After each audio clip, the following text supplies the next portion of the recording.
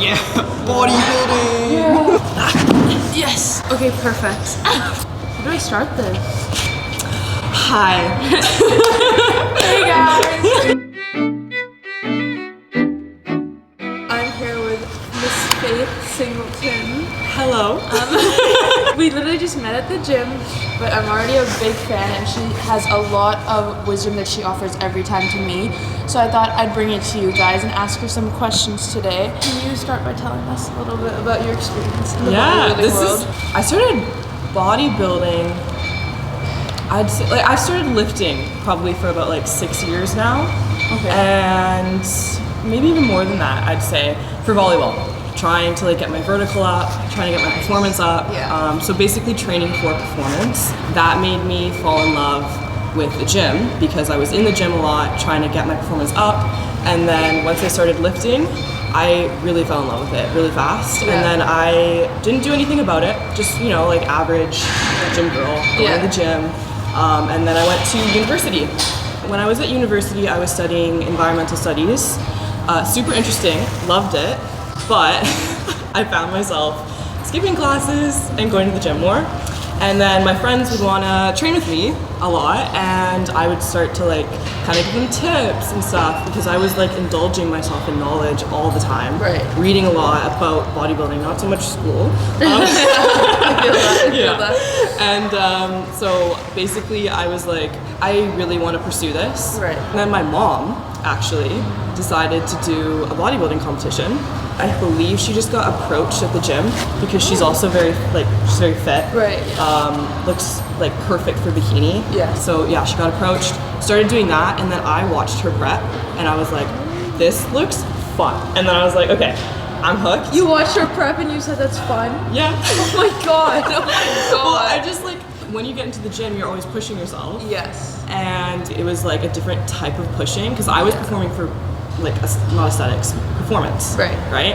And then it turned into aesthetics. And then I was like, okay, this is a little bit more my jam. Right.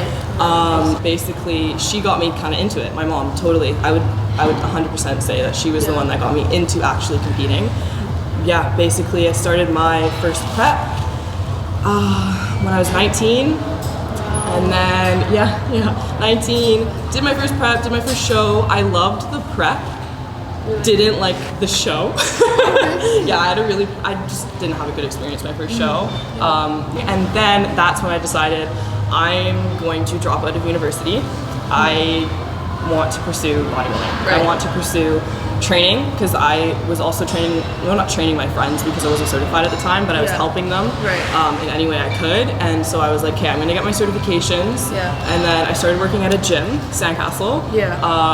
And the employees there, the owner there really, really helped me get into the groove of like personal training. Yeah. Then I felt even more in love with it. Like actually training a person, like helping someone push themselves. Yes. Best feeling. Yes. Like seeing them have results, confidence, all that stuff, like literally life changing. So that really was like set even more fire to the field of my fire, right? And this is all with the CPA, so Canadian Physique Alliance. Yeah. So more like the bodybuilding actual federation.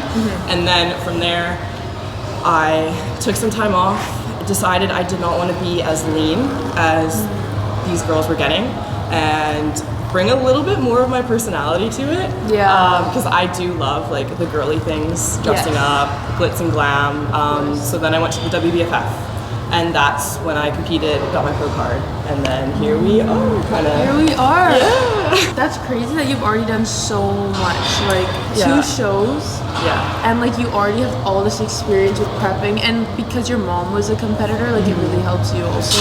Yeah. Well, my family, like I grew up in a pretty much, like they didn't know it at the time, we didn't know it at the time, but it was a bodybuilding household. Like always chicken and rice prepared. Like I kid you not, like always prepared in the fridge. I have been the same, like I am the type of person that I could eat the same thing every single day and just love life. Like I don't need, like obviously variety is so good, it's it's needed. Yes. But like I don't need a lot. Like I don't love to eat out. I don't and same with my family. So I kind of grew up that way. So it was really easy. Like when I say I love prep, it's not just easy, but it's just like it's my lifestyle. Yeah. It's 100% my lifestyle. Yeah. Wow, oh my god, okay. So one question I have is like, can people look past genetics and other lifestyle factors when it comes to picking a division or a category, sort of? Like for me personally, right? Yes. I have the better genetics for figure, but like I want to go into wellness, but my height is 5'10", makes it harder, right? Because wellness girls are usually 5 foot. So like, can someone look past those factors or is it harder? So if you really want to do well and you're doing it because you want a placing, and which is very typical, I would say go with your genetics. But if you really want to just do this because you absolutely love it and you just want to train for that certain division, like you love legs. You love legs. You love the wellness look. Why wouldn't you go with passion, right? You want to follow what you love.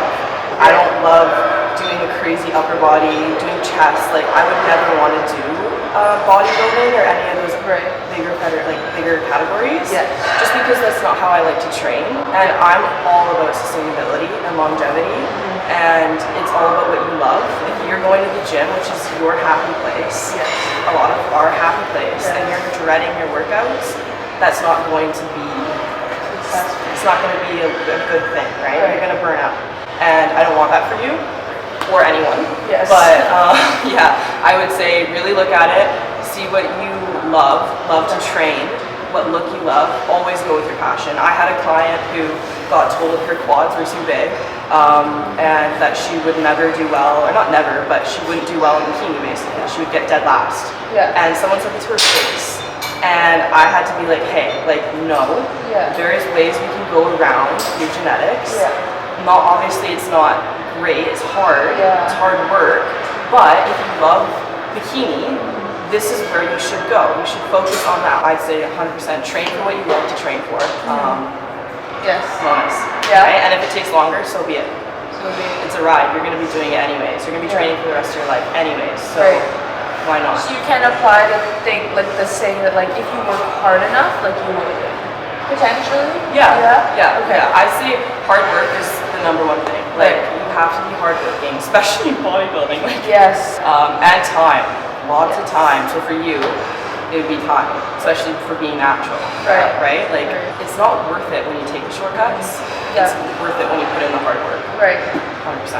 So then going off of that, what are your opinions on like women taking steroids? I would say look at your health. Try and really like evaluate like what you value basically. Like do you want kids? Do you want a healthy body? Because there are ways, I don't want to say healthy because there are ways of taking it that I don't even want to say that. It's just I don't necessarily like, I'm not for it. I'm natural. I believe in being natural. But to each their own. Like if you want to do it and you want to win and you want to take it to that next level, you're going to have to look at that avenue eventually, most likely, because it is so competitive these days. The girls just keep getting bigger and bigger, and I wouldn't even say bigger, but like just more dense. Like just it's a tough ball game to go against girls that are enhanced for sure. So but I would say with that overall, I would say just go with what you want. If you want to do that, just make sure you know the side effects.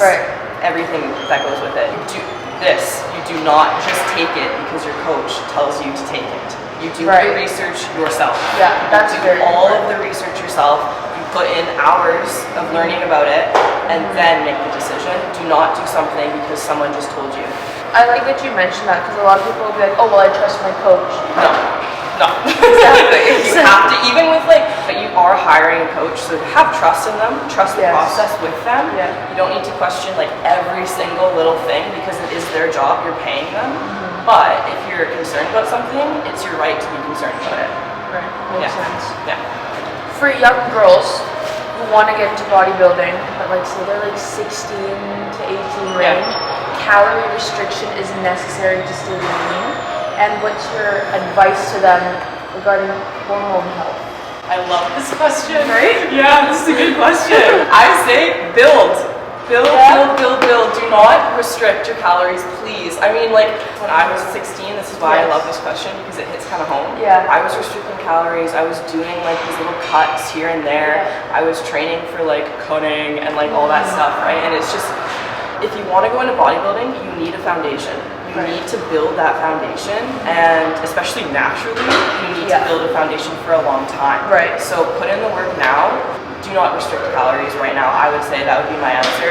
And then with the hormone health aspect of it too, like when you're young, your hormones are changing. Everything's changing.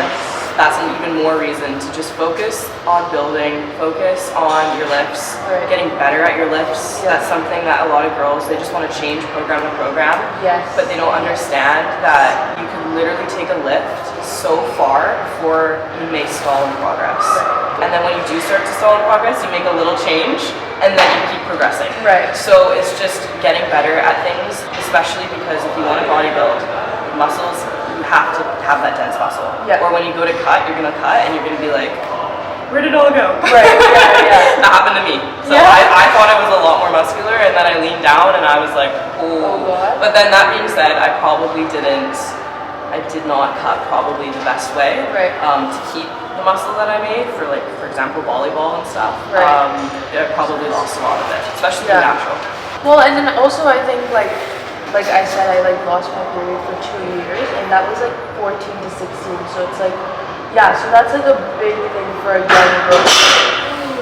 So I think like what you were saying about building the foundation, because that's going to take you into your, 18, 19, 20, and the rest of your life. You don't want it to be messed up. You want, and this is something too, get your blood work done before you start a prep. Before you start anything, honestly, get your blood work done really like often or frequently, because it's just so important with the hormone aspects too. Like, this is something I say to all my clients, because sometimes they don't want to do a build, or they don't want to bring their calories higher, but I'm like, how are we going to go from 1500 calories lower? You can't pour from an empty cup. You have to bring them up in order to have a sustainable cut, or you're going to be left at like nothing. You're going to be left with doing so much cardio, eating barely anything, which we want to prevent. We do not want that, right? So that would be even more of an answer, is build right now, build the foundation so your prep can be quote unquote easier when the time comes, because then you'll have more to pour from. And with the period thing too, like I feel the exact same way. I don't get it still, because I dieted so hard when I was younger and continue to diet with my friends. So it's bad. But your skin looks so good. It's makeup. It's makeup, baby. No, but like it's not cakey or anything. But even if like everything's fine, because doctors do that, like they're like, oh, you're fine. Like, get someone else to read the ranges, like your coach, who can hopefully read the ranges and see, because the ranges in BC, like honestly, they're shit. You can always be healthier, so if you can get someone to actually read it and be like, oh, this might be a tad bit too high, right?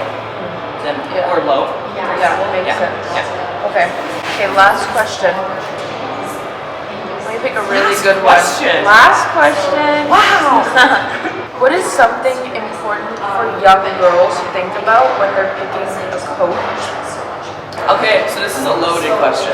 Like loaded, because I could say a lot here. Get a meeting with them, sit them down, ask them questions. See if those questions are aligned with your values, because I see a lot of online coaches these days, and they've never worked with people in person, and I think that's a huge thing. Like, if you can get a coach that's worked with people on the floor and had to deal with issues and problems and quick fixes in person, then that is a good thing as well. Okay, well, thank you so much. That's the end of our video. Let me know if you guys do want more videos like this. I love talking to Faith every time I come to the gym, so I was like, let me bring it to you guys also. It was nice to have this little conversation with her. I hope you guys enjoyed it. And Faith_Singleton. Go follow her. I'll see you guys next time. Bye.